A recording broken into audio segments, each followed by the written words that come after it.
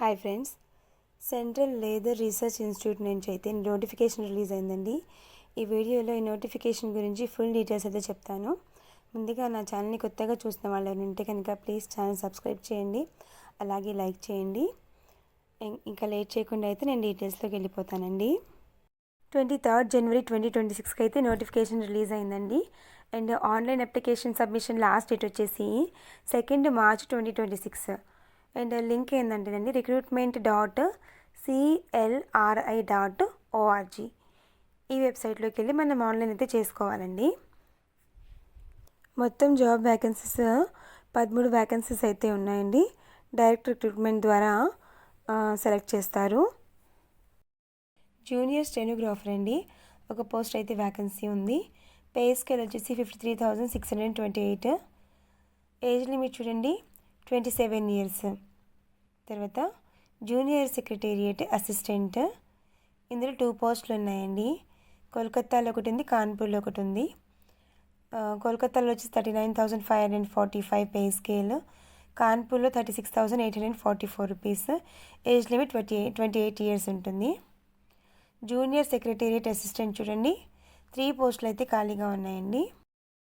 Salary వచ్చేసి 39,545. Age limit 28 years. Junior secretariat assistant ఉంది కదండి, పైన 3 పోస్టులు చెప్పాను కదా, అందులో అన్రిజర్వ్డ్ 2 ఉన్నాయి. ఒకటేమో ఓబీసీ కింద, అదర్ బ్యాక్వర్డ్ క్లాసెస్ కింద ఒకటి ఉంది.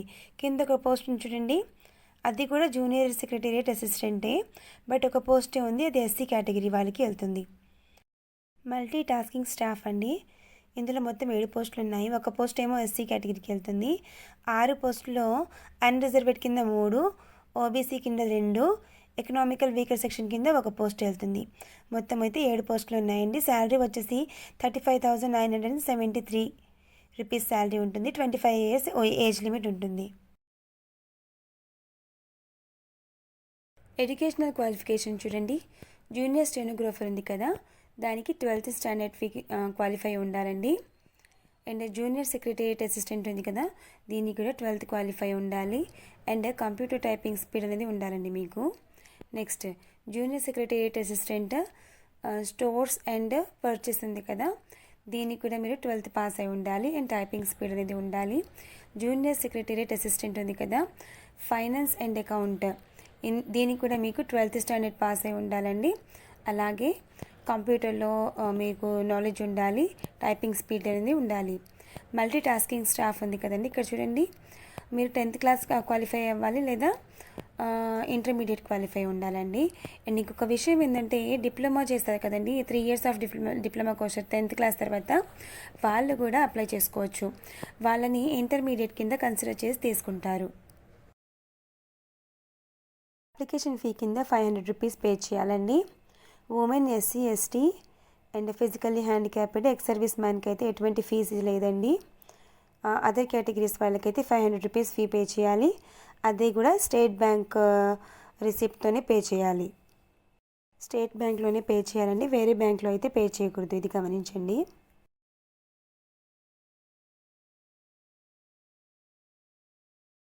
జూనియర్ స్టెనోగ్రాఫర్ ఎగ్జామ్ సిలబస్ చూడండి. ఎగ్జామ్ అనేది మీకు కంప్యూటర్ బేస్డ్ టెస్ట్ ఉంటుందండి, లేదా ఓఎంఆర్ బేస్డ్ టెస్ట్ ఉంటుంది.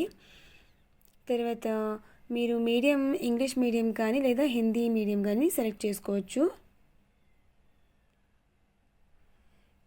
తర్వాత ఎగ్జామినేషన్ స్టాండర్డ్ వచ్చేసి 12th స్టాండర్డ్ 200 క్వశ్చన్స్ అయితే మీకు ఇస్తారండి. టైం వచ్చేసి 2 hours ఇస్తారు. కొంతమంది ఫిజికల్లీ ఛాలెంజ్డ్ పర్సన్స్ ఉంటారు కదండి, వాళ్ళ పేపర్ వాళ్ళు రాసుకోలేరు కదా, అంటే వేరే వాళ్ళ చేత రాయిస్తారు కదండి, వాళ్ళకైతే 2 hours 40 minutes టైం ఇస్తారు.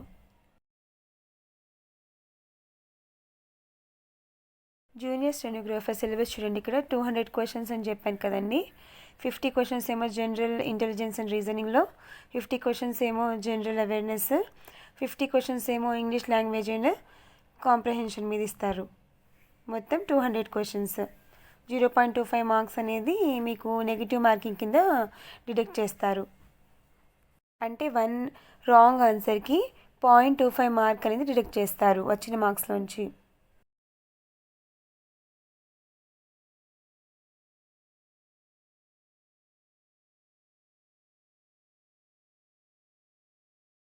ప్రొఫిషియన్సీ టెస్ట్ ఇన్ స్టెనోగ్రాఫర్ అంటే ఇక్కడ కంప్యూటర్ టైపింగ్ స్పీడ్ చెక్ చేస్తారండి. 10 మినిట్స్ టైం ఇస్తారు మీకు.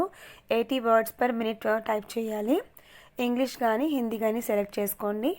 ఇంగ్లీష్కి అయితే 50 మినిట్స్ టైం ఇస్తారు. హిందీకి అయితే 65 మినిట్స్ టైం ఇస్తారు మీకు.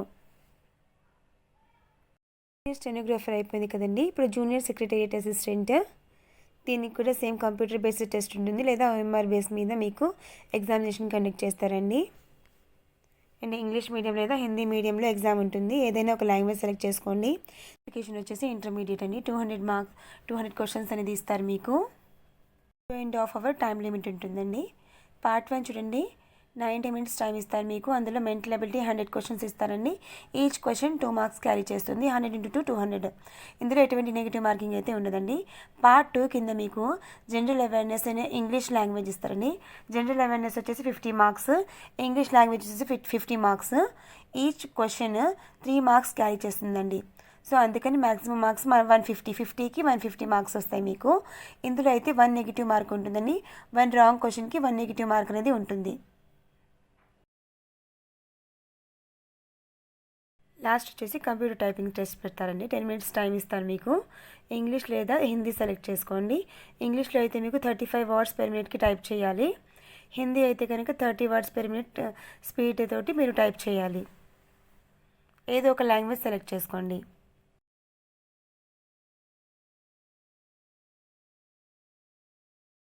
మల్టీ టాస్కింగ్ స్టాఫ్ అండి. దీనికి మీకు OMR బేస్డ్ లేదా కంప్యూటర్ బేస్డ్ ఎగ్జామ్ పెడతారు.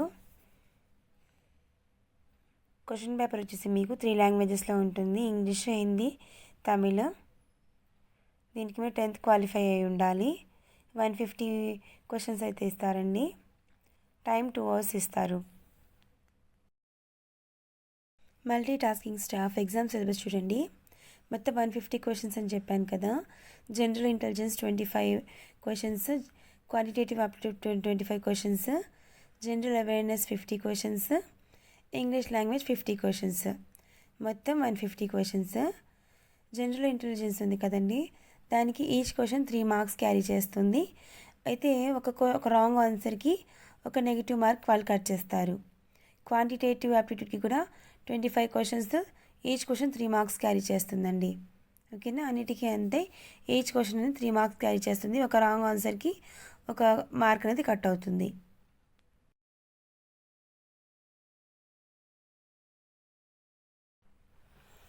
ఏజ్ రిలాక్సేషన్ కూడా ఇచ్చారు చూడండి ఒకసారి.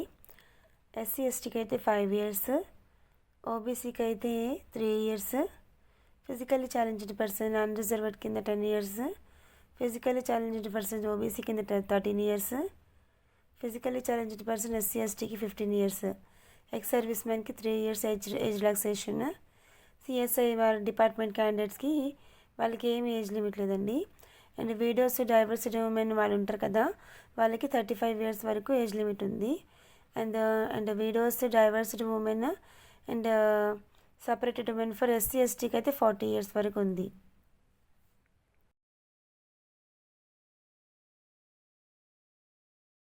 జాబ్స్కి ఎలా అప్లై చేయాలో చెప్తాను చూడండి. recruitment.clri.org అనే వెబ్సైట్లోకి వెళ్ళండి. ఆన్లైన్ అప్లికేషన్ ఎప్పటి నుంచి స్టార్ట్ అవుతుందంటే 23rd January 2026 నుంచి స్టార్ట్ అయిందండి. అంటే ఇప్పటికీ స్టార్ట్ అయిపోయింది. 2nd March 2026 వరకు అయితే లాస్ట్ డేట్ ఉంది. అంటే మనకి 1 month ఇంకా టైం ఉందండి. సో ఎవరైనా ఎలిజిబుల్ క్యాండిడేట్స్ ఉంటే కనుక అప్లై చేసుకోండి.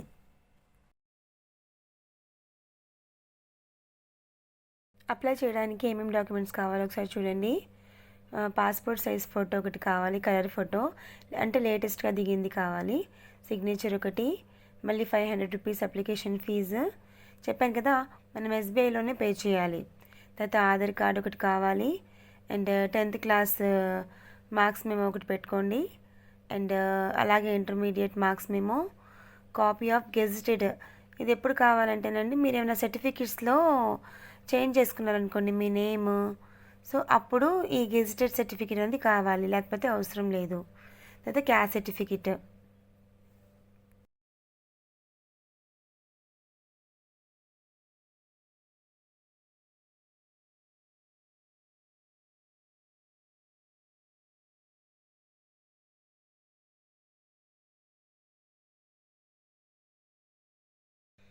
నో ఆబ్జెక్షన్ సర్టిఫికేట్ అండి. ఇది ఎవరికంటే జాబ్ చేసే ఎంప్లాయీస్ ఎవరైనా అప్లై చేస్తే కనుక వాళ్ళకి. తర్వాత మనకి ఫిజికల్లీ హ్యాండిక్యాప్డ్ పర్సన్స్ ఉంటారు కదా, వాళ్ళకైతే ఫిజికల్లీ హ్యాండిక్యాప్డ్ సర్టిఫికేట్ తెచ్చుకోండి. డైవర్సిటీ ఉమెన్ అయితే కనుక కోర్ట్ నుంచి తెచ్చుకోండి. ఎక్స్ సర్వీస్ మ్యాన్కి ఎక్స్ సర్వీస్ సర్టిఫికేట్ అనేది తెచ్చుకోండి.